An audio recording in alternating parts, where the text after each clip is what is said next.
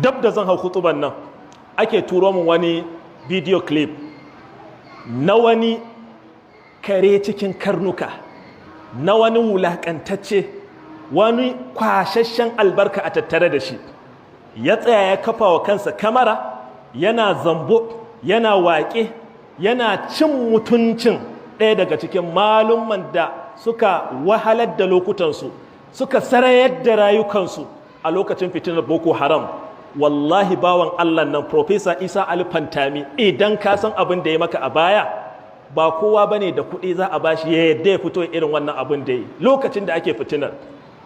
Bawan Allah ne a zahiri, Allah ya yi masa ni'imomi da dama, kuma Allah ya jarabce shi ya fito daga ɓarayi na abin da ya shafi malinta. Bawan Allah ne da a zahirin abin da ake gani, zahirinsa zahiruhu salah, abin da ka ce na baɗini da kaza da kaza, ina da laifi a baɗini, kana da laifi a baɗini, to waye kai ka bincike cikin baɗini? Amma duk ba wannan bane abin mamaki. Idan ɗan duniya wanda mawaƙi, wanda yake maroƙi ya shahara da irin haka, idan ya yi ba abin mamaki ba ne. Wanda yake mai addini, ɗalibin wannan bawan Allah, an daɗe kai ma ana ganin ka a wannan harkar, a zo ana kutuntuma ashar, kana jin daɗi, kana raha, kana murna, wai saboda aikun haɗa siyasa, amma a da kuma kana yabansa, kana a fito irinsu su ake nema.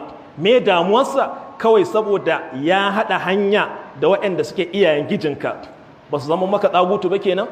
Damuwarsu kawai don menene za a haɗa gari, bai fito a nan ba ya fito a can, don haka a zage shi mu ji daɗi, a gaya masa komai mu ji daɗi, a dinga siffanta mutum mahaddacin ƙur'ani, masanin shari'a da ƙwaya, da kalmomin ba za su ji daɗin ji ba. Wai me damuwarsa? Ya fito harkar siyasa saboda ya ce a zo a gyara. Kuma a duniyancen nan ba anakallahu kaɗai ba ne, yana da cikakken shaida cewa ya iya wannan ɓangaren, kuma kun gwada shi, kun ga, kun jinjina ya yi. Bari ma abin da ya samu na yabo, nawa ne suka samu? Yanzu idan da zan kulla masallacin nan in ce wane ne yake a irin wannan matsayin nasa, wallahi ni dai ban san shi ba. Ka san shi kai a yau? Don me yasa mu idan namu ne mu haɗu mu ci mutuncinsa, mu zage shi, mu nuna bai iya ba, amma idan na wani ne gum shiru kake ji? Wannan munafurci ne, ha'inci ne, cin amanar al'umma ne wannan. A nan ƙasar fa vice president aka samu cikakken rantsatsen da kakken pasto ne fa lokacin Muhammadu Buhari. Wa ka taba ji a cikinsu ya fito yana kumfar baki? Wa ka taba ji a cikinmu ya fito yana suka? A'a, sai namu ne bai iya ba, namu ne ba za a samu ci gaba a tattara da su ba, amma su nasu gum za ka ji al'amari shiru. Amma idan namu ne, da mu da kai za a haɗu domin a zage shi, domin a nuna bai iya ba. Wannan ba daidai ba ne cikin al'umma. Amma sai bango ya tsage kadangare ke samun inda zai shiga. Yau bawan Allah nan Prof, da a ce waɗanda suke ‘yan uwansa malamai sun mara masa baya, abinda nake nufi da mara baya, sun gamsu da abin da yake ƙoƙarin yi, ko da alal aƙalli ba su ce a yi shi ba, alal aƙalli ba su nuna cewa za su fito su yaƙe shi ba kamar yadda wasu muka ga ɗaiɗaiku, wannan karan da bai samu damar irin wannan wulaƙancin da munanan kalmomin da ni da na fara ji ban iya jiya ƙarshenta ba. Mamaki ne ta yi, ina cikin mota kafin na zo, yanzu al'ummarmu hatta kai irin haka? Ai wannan cin mutuncin da ƙazafi da wannan firicin, kuma a ji daɗi, watakila hai ai raha ai dariya a tura wani? Wai me laifinsa? Saboda mun haɗa hanya da shi a siyasa, saboda ya shigo ɓangarenmu. Ok, before ya shigo ɓangarenku na kirki ne kenan, kafin ya shigo wannan tunanin na kirki ne kenan, ka ɗauki bayansa. Bawan Allah nan an jarabta shi a zahirin da ake ganin duniyancin ne, ku kama shi akan wannan ɓarayin mana, ku kama shi akan abin da kuka ce ya yi ba daidai ba. Shekara nawa yana muku aiki a ƙasar? Kusan shekaru 8 zuwa sama da haka. Ku binciko ku kama shi a nan mana. Me yasa sai aje ana suka cikin at-ta'nu fi shakhsiyya? Ashe ba mu muke cewa wannan shugabannin sun kai intaha wajen rashin mutunci ba, sun kai aikin ba daidai ba, muna buƙatar nagartattu su shiga ciki?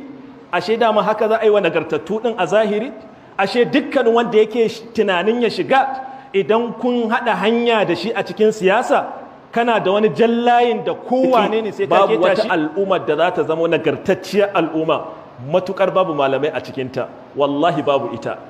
Malamai darajarsu daban ne, malamai Allah ya ɗaga darajarsu. Taɓa malinta da malamai wannan taɓa miratul anbiya ne. Al'ulama warathatul anbiya, fa innal anbiya lam yuwarrithu dinaran wala dirhaman wa innama warrathul ilm. Annabawa ba su gadar da komai ba, sun gadar da ilimi ne. Dukkanin wanda ya ɗauki wannan ilimin ya koya to ya ɗauki gadon annabta. Ba gaba za ka yi da shi ba, ba hassada za ka yi da shi ba, ka je ka nema ka ji tsoron Allah. Wattaqullaha wa yu'allimukumullah. Idan ka nema in Allah ya so zai baka. Amma yau malamai su ne wulaƙantattu, ƙazamai, abin azaga, abin ayarfa, abin ai musu komai cikin wannan al'umma.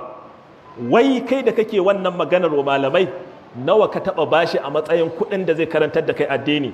Kai yake wa aiki? Kana da kuɗin da za ka bashi? Wallahi al'azim, babu wata gwamnati da ta isa ta iya biyan wani malami a cikin ƙasar nan da abin da yake karantarwa. Yau ina ma take yi? Yadda kake son jin son kuɗi da jin fantamawa, haka su ma suke so. Za su fita kasuwa kuma za su zo su karantar, za su zo su yi maka kutuba, wataƙila haka yi gunaguni ba a zo da wuri ba. Ka je kasuwa, shi ma ya je kasuwa, gosulan da ya rike ka shi ne ya rike shi, zai zo ya maka kutuba, kai kuma ba za ka iya kutuba ba. In kwa ka ce za ka iya, to za a yi baragada. Lokacin da ake ganin ƙimarsu shi ne lokacin da an yi rasuwa, limamu wai gatan gawa, to ashe an san yana da rana, ashe an san idan ba a yi wannan gawar sallah ba, an san me aka tanada, ashe an san da waɗansu ne za su zo su yi sallah, za a yi, amma kai ka sanya za a bubburga wannan sallah ɗin. Nawa ne suke sallah amma suna ne a baka, ko kaki ko kaso, in dai kai musulmi ne ba za ka taɓa yaga riga a yi a yaga da kai da malamai ba. Wallahi dole ɗan juma ne da ɗan jumai, musulunci da malinta a tare suke. Abinda wasu wawaye ba sa fahimta, idan aka ce maka malami a tunaninka, to dole ne ya zama ma'asumi, dole ne ya zama kada ya sake wani aiki na kure da muke ganin sa yana yi. Wa ya gaya maka? Malaman farko su ne sahabban annabi sallallahu alaihi wasallam, ba ma'asumai bane, suna yin abubuwan da su ma na laifi ne amma suna tuba. Yau ya kai dan malamanka a yau a tunaninka sun yi ba daidai ba, ka hau ka dinga cin zarafinsu da yagawa irin wannan. Wallahi kai da babanka ka san ba za ku iya wannan aikin ba, to dan me ba za su ci alfarma wannan rigar ba? Ita rigar santsi ne da ita, idan Allah ya yafa wani zaɓi ne ya ɓoshi. Ka kula da kyau, kada wajen cewa za ka zagi wancan ko kuma za ka nuna fushin da wani malami ya maka, ka zagi abin gabaki ɗaya. Babu wani ɗa nagartacce ɗan albarka da zai ɗauki wannan hanya kuma ya albarka. Ka duba tarihi, ya waɗanda suka yi wannan yakin ya suka ƙare. Duk ƙarshen mai irin wannan ba za ka samu ƙarshen sa yi kyau ba. Idan har ba ka yi wa malamanka addu'a, musamman a irin wannan ƙasa da muke ciki ta Najeriya, wai addinin musulunci ake yi ne? Daga bitalmalu ake ba su? Ko kuma kana da wani tsari a masallatanka ko a society na unguwa da ka ce ka sa musu wani monthly salary da kake ba su? Waye zai haka? Sai ma zagi, sai ma cin mutunci, sai kaza sai kaza. Wannan ta sa dole su ma suke nema domin su kare mutuncinsu, amma a hakan ba su kubuta ba. Lalle sai mun yi wa kanmu karatun tanutsu. Irin haka dole zai nuna waɗanda suke da shirin tunani mai kyau dole su ja baya, domin ga irin yadda ake ƙazantar da al'amarin. Babu wanda ya fi ƙarfin zagi, babu wanda ya fi ƙarfin a ci mutuncinsa, wai fa ba don komai ba, saboda ya ce bari a fito mu gwada a gyara. Cewa a fito a gwada a gyara shine laifi? Shin dama haka siyasan take a tunaninku?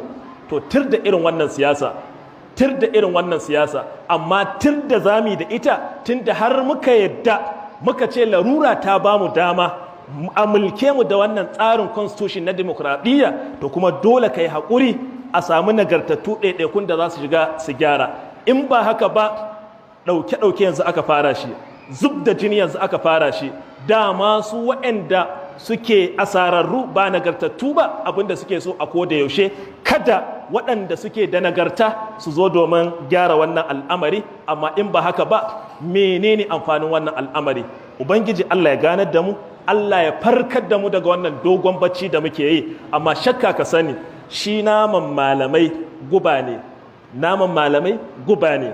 Ba ka ci ba, ka jira ka ga ƙarshenka, ka jira ka ga yaya Allah maɗaukakin sarki zai yi da kai, matuƙar baka tuba ka daina wannan al'amarin ba.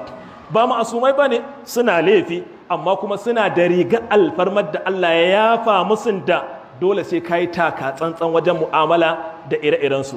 Allah ya ganar da mu. Allahumma aminna fi awtanina wa aslih a'immatana wa ulata umurina. Allahumma man arada biladana bi khairin فوفقه بكل ما تحب وترضى ومن أراد بلادنا بشر فرد كيده في نحره واجعل تدبيره تدميرا عليه يا رب العالمين وقوموا إلى صلاتكم يرحمكم الله.